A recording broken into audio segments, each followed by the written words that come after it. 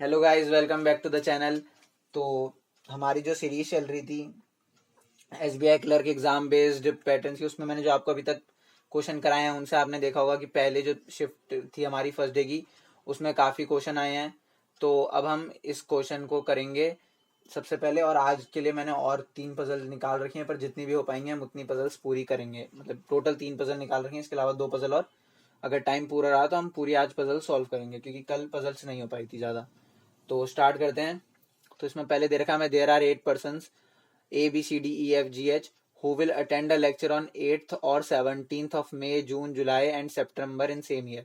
तो इसको भी हमें फ्लोर बेस्ड पजल के तरीके से ही करना होता है। तो सबसे पहले हम बना लेते हैं। तो सबसे इसमें क्या करना होता है हमको,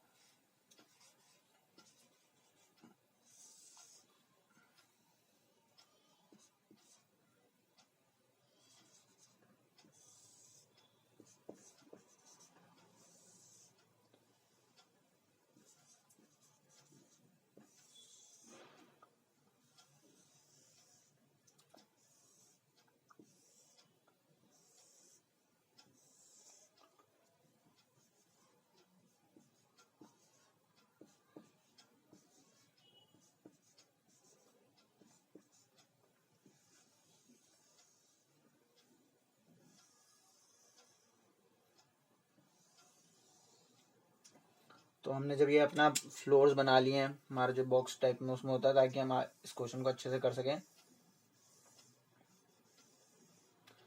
थोड़ा ज़्यादा बड़ा बन गया तो हम कंडीशन थोड़ी छोटी नोट करने की कोशिश करेंगे। ठीक है, तो सबसे पहले 2% attend lecture between C and H. तो हमको ये पता है कि सी और एच के बीच में जो है वो 2 लोग हैं। E will attend a lecture in a month having 31 days. तो हमको पता है कि 31 डेज सिर्फ मई और जुलाई में होते हैं, जून और सितंबर में 30 डेज ही होते हैं।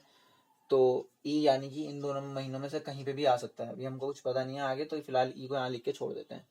C will be last to attend. तो सी अगर यहाँ है तो इसके पहले 2 एच, क्योंकि ये था, तो ये कंडीशन हमको अब हटा देनी है, क्योंकि हमको पता लग गया है कि सी कहाँ था।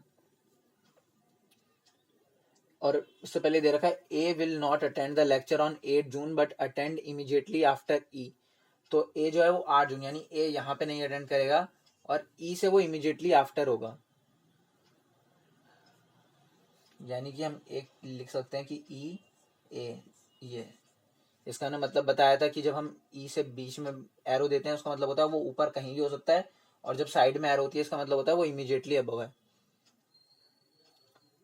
सी विल बी लास्ट अटेंड हमने लिख दिया था, और उसके हिसाब से एच भी लगा दिया। F will attend on 17th। अब हमको पता है कि एफ जो है वो हमारा 17th को अटेंड करेगा, हमें ये नहीं पता कौन सी। तो भी हमारे पास कितनी 17th खाली है, 1 2 3, इन तीनों में से वो कहीं भी हो सकता है। अभी नहीं लेके चलते हैं, बस अभी फिलहाल लिख दिया हमने एफ इज इक्वल टू 17। अब फिर हमारे एफ और जी के बीच में 2 लोग हैं। ठीक है, अब आप देखिए यहाँ से एफ से 2 छोड़ के जी तो आ नहीं सकता है, तो आपका एफ तो यहाँ नहीं आएगा। अब यहाँ एफ से 2 छोड़ के जी यहाँ भी आ सकता है, एफ से 2 छोड़ के जी यहाँ भी आ सकता है, और एफ से यहाँ 1 2 छोड़ के जी यहाँ ऊपर भी आ सकता है। तो अभी ये वाले एफ की कंडीशन हट गई, इन दोनों पे अभी एफ आ सकता है, अभी हमें पता नहीं है। आगे देखते हैं। जी विल नॉट अटेंड इन जून। तो जी एफ यहाँ पे भी नहीं आ सकता, क्यों? क्योंकि 2 छोड़ के जी जो आएगा यहाँ आएगा वो जून में है। तो एफ हमको कंफर्म हो गया कि हमारा एफ यहीं आएगा। और उसके बाद देखा B will neither attend on 8th nor in July. तो बी यहाँ पे भी नहीं आएगा, यहाँ पे भी नहीं आएगा, यहाँ पे नहीं आएगा, यानी बी के लिए सिर्फ एक जगह बच गई हमारे पास, क्योंकि जून में नहीं आएगा, सॉरी जुलाई में नहीं आएगा तो यहाँ नहीं आ सकता, और बाकी दोनों जगह सिर्फ 8 खाली है। मतलब 8 तो इधर इधर और इधर नहीं आ सकता। 17 पे आ सकता था यहाँ, पर ये जुलाई है तो जुलाई में भी नहीं आ सकता, तो यहाँ भी नहीं आ सकता। तो बी के लिए हमारे पास सिर्फ एक जगह बच गई, जो है 17th ऑफ मे। तो हमने ये सेट कर लिया। अब उसके बाद हमारे लिए ई के लिए एक जगह ये बची है, ई के लिए एक जगह ये बची है, पर ई यहाँ पे हमको मना करा है कि जो है ए यहाँ नहीं आ सकता, यहाँ तो ये आ नहीं सकता क्योंकि बी ऑलरेडी है। तो हमारा ई यहाँ गलत हो गया। तो ई के लिए हमारे पास सिर्फ एक जगह बची, और उसके नीचे ए के लिए एक जगह बची। अब हमारे पास क्या क्या रह गए हैं, एफ और जी। एफ से 2 छोड़ के जी के लिए सिर्फ हमारे पास एक ऊपर जगह बची, जो भी आखिरी अक्षर रह गया तो हम यहाँ सेट कर देंगे। देख लेते क्या रह गया था, ए बी सी हो गया है, डी रह गया हमारे पास सिर्फ है, तो डी हमारा यहाँ गया। तो देखिए हमने सिंगल पॉसिबिलिटी में बना दिया, हमें कोई बहुत वो नहीं करना पड़ा, और एक भी बार हमको कोई एक्स्ट्रा कंडीशन भी नहीं लेनी पड़ी। अगर आप नॉर्मल किसी टीचर के पास जाते हैं, वो सिखाते हैं, वो 3 कंडीशन लेते हैं, वो भी एक क्विक मेथड है, पर मेरे हिसाब से ये ज़्यादा क्विक मेथड है, मैं ये मेथड यूज़ करता हूँ। तो अगर आपको भी ये मेथड पसंद आए तो ज़रूर ये मेथड को एग्ज़ाम में यूज़ करें। SBI क्लर्क के एग्ज़ाम काफ़ी फास्ट होते हैं तो उसमें ये काफ़ी हेल्पफुल रहता है। तो इसके बाद हम अगले क्वेश्चन की ओर बढ़ेंगे, और अगर अभी तक वीडियो पसंद आई हो तो इस वीडियो को लाइक कीजिए, चैनल को सब्सक्राइब कीजिए। बढ़ते हैं अगले क्वेश्चन की तरफ।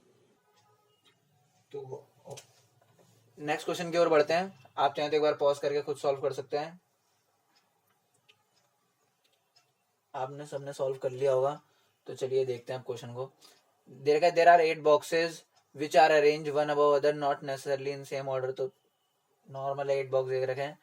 3 boxes are placed between A and D. 2 box, ठीक है। टॉप और बॉटम वाला दे रखा है तो हम पहले इसमें नंबर डाल देते हैं। अगर नहीं दिया होता तो हमको ये लाइन मेथड या डॉट मेथड जो भी आप बोलना चाहें उससे करना पड़ता।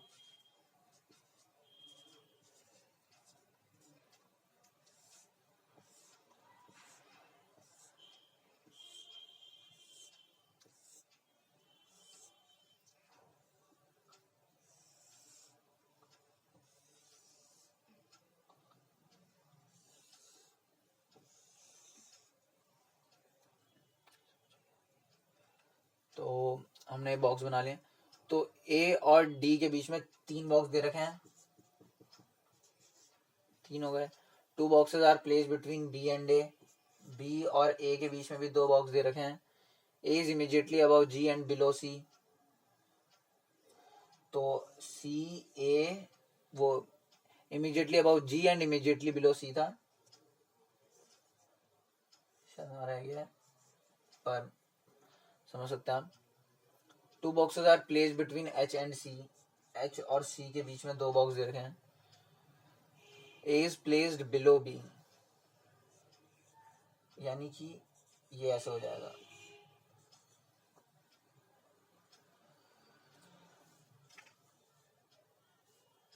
ये कंडीशन हो गई तो इसको हटा देते हैं हम, क्योंकि हमारा बी जो है ऊपर आ गया।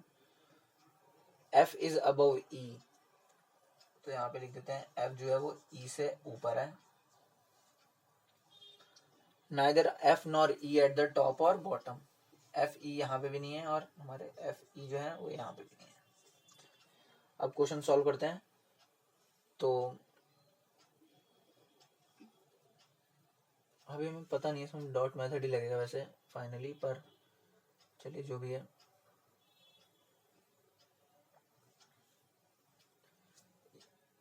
तो जो हमारा सी ए जीता उसको अभी फिलहाल देखिए ऐसे रखेंगे, और ए से जो है वो 2 छोड़ के ऊपर बी है, तो यानी बी यहाँ पे आ गया हमारा।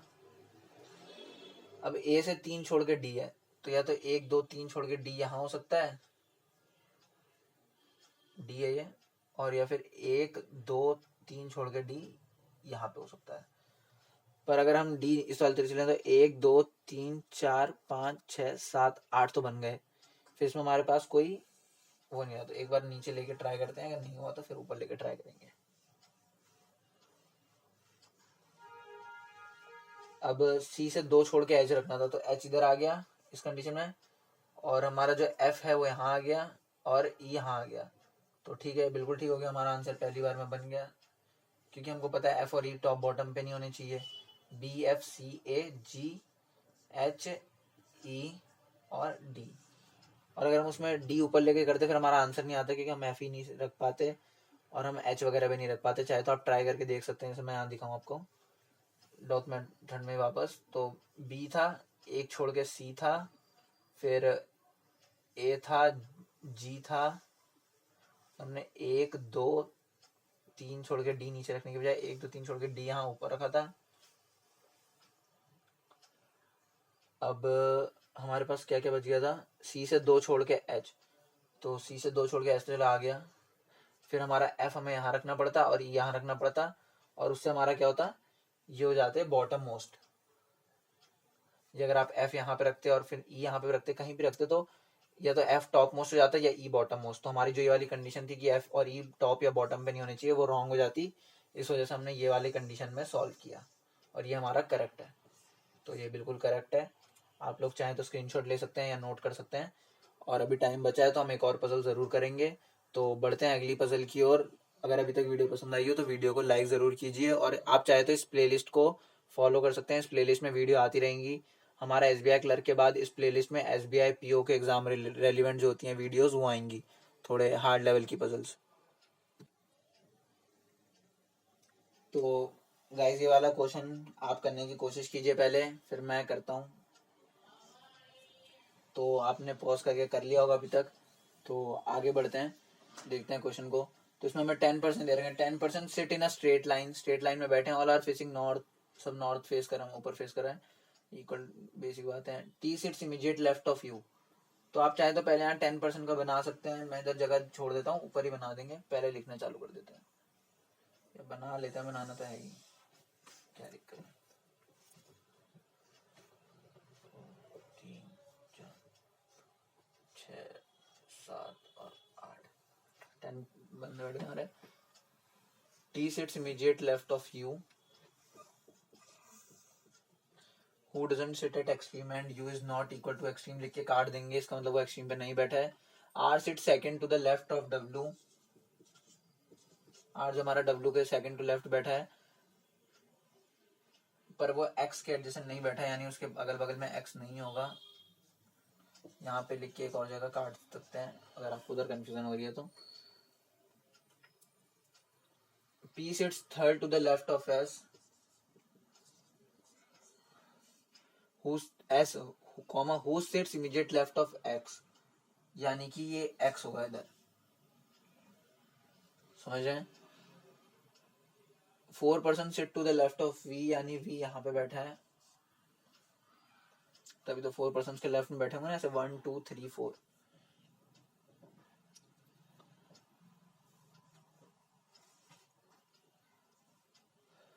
आगे देखते हैं, y sits to the right of x but they are not immediate neighbor of each other, मतलब जो हमारा x है उससे y यहाँ को बैठा होगा और वो इमीडिएट नहीं होंगे, तो आप यहाँ बीच में डॉट डाल सकते हैं। इसका मतलब है कि आप एटलीस्ट एक बंदा तो बैठा है, लाइन डाल सकते हैं जिससे आप समझ जाएंगे इनके बीच में एटलीस्ट कोई ना कोई तो बैठा है।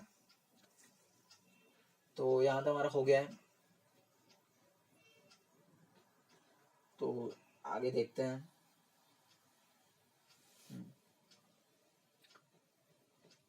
ठीक है, तो P से 2 छोड़ के S और X, अब हम इसे कहाँ कहाँ बिठा सकते हैं। X अब एटलीस्ट यहाँ तो होगा, तभी इसके इधर Y कहीं जाएगा, और R नहीं आना चाहिए, तो P से 2 छोड़ के S X, यानी यहाँ पे R भी नहीं हो सकता, ये भी एक आपको पता है।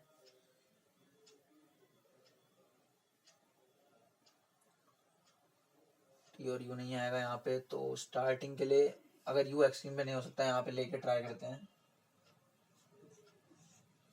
मान लेते फिलहाल यहीं पे है क्योंकि एक्सट्रीम पे नहीं है, तो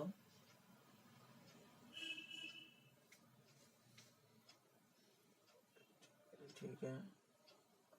अब S X यहाँ होगा, तो 2 छोड़ के P, अगर S और X यहाँ पे है तो फिर नहीं आ पाएगा क्योंकि उतनी जगह नहीं बचेगी, तो एस एक्स कम इस कंडीशन के हिसाब से, अगर गलत होगी तो आगे दूसरी ट्राई करेंगे। तो एस एक्स यहीं पे होगा, तभी एस से 2 छोड़ के पी यहाँ पे आ सकता है, उसके अलावा फिलहाल कोई कंडीशन पॉसिबल नहीं है इस केस में। और एक्स से वाई उधर को होगा, तो वाई यहाँ आ गया, और एक्स से आर इस कंडीशन में तो आ ही नहीं रहा है। और उसके अलावा बच गया हमारे पास आर से 1 छोड़ के डब्ल्यू, तो यहाँ नहीं आ पाएगा, तो यहीं आएगा आर और डब्ल्यू। अब खाली एक अक्षर बच गया क्यू, तो ये हमारी कंडीशन ठीक हो गई। अगर बाई चांस जैसे गलत हो जाती है, ये ठीक नहीं रहती, आगे अगर हम इसे ट्राई करें जैसे दिखाने के लिए भी कि अगर ये सही है कैसे कन्फर्म।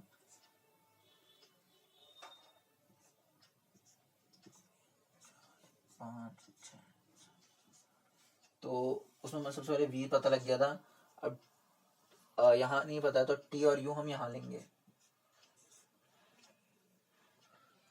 और जब टी यू हमारे इधर आ जाएंगे, अब आपने यहाँ से भी ले सकते थे, पर वो जैसे ऐसे कंडीशन आप बताई गई, उस सबसे पता लग रहा है कि इधर से ट्राई करना चाहिए। ये थोड़ी कॉमन सेंस भी, जैसे आप क्वेश्चन करते थे आपको पता चल जाती है, वरना आप इधर से भी कर सकते थे। बात वही है, मतलब आपको एक टाइम पर आंसर मिल जाएगा और थोड़ी थोड़ी देर में पता लग जाएगा कि ये कंडीशन कैसा गलत है। अगर आप कोई और होगा तो 3-4 पॉसिबिलिटी लेगा, अगर आप इधर 2-3 बार गलत भी करते हैं वही बात है, कोई बहुत ज़्यादा अंतर नहीं है, कॉपी में काफ़ी स्पेस आप पे रहती है। तो ये कंडीशन हमारी वैसी गलत हो गई क्योंकि इसमें हम शायद एस और एक्स वाली कंडीशन को नहीं पूरी कर पाएंगे अपनी, ये नहीं कर सकते हैं। नहीं कर पाएंगे क्योंकि एक्स से राइट की तरफ वाई होना चाहिए, तो एस एक्स यहाँ पे भी नहीं आ सकता। तो ये कंडीशन देखा, हमें देखते ही पता लग गई थोड़े से लिखते ही कि ये कंडीशन गलत है। अब अगर टी और यू हाँ यहाँ रखेंगे तो भी एस एक्स रख के यहाँ 3 का गैप हो गया, ये भी नहीं चलेगा। फिर टी यू यहाँ रखेंगे तो भी गलत हो जाएगी, क्यों? क्योंकि एस एक्स 2 छोड़ के पी, ये भी नहीं हो सकती। उसके अलावा फिर एक कंडीशन हमारे पास टी यू के लिए क्या बची, टी यहाँ यू यहाँ। अभी ये ठीक लग रही है फिलहाल के लिए, मतलब वैसे तो गलती हो जाएगी लास्ट में, पर तब भी अभी तक के लिए ठीक है। तो अभी पी यहाँ पे भी ले सकते हैं, एक बार लेके देख लेते हैं। पी से 2 छोड़ के एस, फिर 1 छोड़ के एक्स, बस यही ले सकते थे इधर भी, क्यों? क्योंकि एक्स ही, इसके अलावा कोई और कंडीशन हम नहीं ले सकते थे यहाँ पर भी, क्यों? क्योंकि इसके अलावा अगर हम कुछ और कंडीशन लेते तो फिर वो एक्स यहाँ आ जाता, वाई उसके राइट में एक गैप के, एटलीस्ट एक का गैप होना चाहिए ना, तो वो नहीं हो पाता। तो यहाँ पे भी सिर्फ एक कंडीशन पॉसिबल थी, वाई यहाँ ले लेते हैं। अब आगे देखेंगे हम, तो हमने एक्स वाई कर लिया। उसके अलावा हम पे बचा एक छोड़ के आर से डब्ल्यू रखना चाहिए, वो हम कहीं नहीं रख सकते क्योंकि यहाँ 2 का गैप है, तो हमारी ये कंडीशन भी गलत हो गई। और इसके अलावा हमारी कोई कंडीशन नहीं बन रही थी, तो अगर हम इस कंडीशन पे जाते भी तो हम थर्ड कंडीशन में इस कंडीशन पे पहुंच ही जाते। पहले अगर 1-2 गलत भी होती तो हमारी सही हो गई, पर गलत भी हो सकती है, ऐसा कुछ नहीं है कि कंफर्म है एक में सही हो जाएगी। काफी बार ऐसा होता है कि आपकी 2-2, 3-3 गलत होती हैं, बट अगर फिर भी आप ऐसे ऑन एन एवरेज देखें तो आपकी फर्स्ट या सेकंड पॉसिबिलिटी में मैक्स टू मैक्स बन जाती है। अगर आपने 5 पजल, ये आप जैसे मान लीजिए एसबीआई क्लर्क में आपकी 4 पजल आएंगी, अगर आपकी 4 में से 2 पहली पॉसिबिलिटी में बन जाती हैं, उसकी अगली वाली आपकी 2 पॉसिबिलिटी में, और आखिरी वाली आपकी 3 पॉसिबिलिटी में भी बनती है, तो आपको हर किसी में 3-4 पॉसिबिलिटी लेने से तो वो ज्यादा ही आसान पड़ेगा। और ऐसा भी कर सकते थे आप, इसी में 2 पॉसिबिलिटी ले लेते, एक नीचे एक ऊपर की तरफ, और मतलब दोनों का ऊपर ही की तरफ होता, पर 2 बार आपको एरो नहीं खींचना पड़ता, जैसा चाहे। मैं तो इनमें अगर गलत हो जाता तो यहीं पे काट के नीचे लिख देता हूँ, क्योंकि छोटा छोटा लिखिए, इनको बहुत बड़ा बोर्ड है आपको समझाना है वो अलग बात है, पर कॉपी में छोटा छोटा लिखिए। जब मैं कॉपी में करा तो मैं तब भी थोड़ा बड़ा लिखता हूँ, पर आप और छोटा लिख सकते हैं कि आपको जैसे गलत हुआ तो आपने यहाँ काटा, यहाँ तो मैं मिटो सकता हूँ, आप मिटो नहीं सकते, तो आप काटिए उसके नीचे लिख दीजिए, कोई ऐसा बहुत भारी अंतर नहीं आता है। अगर आपको रो बेस्ड पजल बनानी है, लीनियर पजल्स, तो ये बेस्ट अप्रोच है। और कभी इसमें तो दे रखा है कि सब नॉर्थ फेस कर रहा है, जहां आपको गिवन ना हो कि नॉर्थ कहाँ को है साउथ कहाँ को है, जैसे आपको पता ना हो कि आधे लोग नॉर्थ फेस कर रहे हैं आधे लोग साउथ फेस कर रहे हैं, तो भी आप सिंगल पॉसिबिलिटी में बनाइए, फिर आपको पता लग जाता है। जैसे कि इसमें हमको पता होता है कि कुछ नॉर्थ है कुछ साउथ है, बाद में हमको पता होता है कि एस जो है वो नॉर्थ की तरफ देख रहा है और एस हमारा ऊपर की तरफ फेस करते हुए में हमने बनाया है, तो हमको पता लग जाता है कि ऊपर नॉर्थ है। और अगर हमारे जैसा ऐसा आता है कि एस हमारा ऊपर की तरफ फेस कर रहा है और एस साउथ को फेस करता है, तो हम ऊपर साउथ ले लेते नीचे नॉर्थ लेते, उससे कोई जमीन आसमान का अंदर थोड़ी आ जाएगा। हम ऊपर साउथ ले लेंगे, हम इस पजल को मान लेंगे हमने उल्टी बनाई है। अगर हमको कुछ ऐसा सवाल आता है, हमको तो बस राइट लेफ्ट ही मानना है, हमको ये थोड़ी बताना है कि अगर आपने नॉर्थ ऊपर पजल बनाई तो आपकी पजल सही होगी, साउथ ऊपर बनाया तो गलत हो जाएगी, ऐसा कुछ नहीं है। इसको नॉर्मल तरीके से करिए। बाकी all the best for your exams, अच्छे से कीजिएगा। एक मैंने वीडियो डाल दी है अपने चैनल पे, वो है जो हमारा अभी एग्जाम हुआ था 12 तारीख को, उसमें कैसे क्वेश्चंस आए थे और आपको क्या अप्रोच रखनी चाहिए अब आगे की तरफ अपने एग्जाम्स में, उसके ऊपर मैंने वीडियो बनाई है। बहुत अच्छी वीडियो है, बहुत डिटेल में मैंने उसमें बात करी है कि कैसे क्वेश्चंस आए थे, जितने मेरे को इन्फॉर्मेशन मिली है। तो आप उस वीडियो को ज़रूर देखिएगा। अगर आपको वो वीडियो भी पसंद आती है तो उस वीडियो को लाइक कीजिए। ये वीडियो पसंद आई हो तो इसको लाइक कीजिए, अपने दोस्तों के साथ शेयर कीजिए, चैनल को सब्सक्राइब कीजिए। Thank you for watching, let's meet us in another video.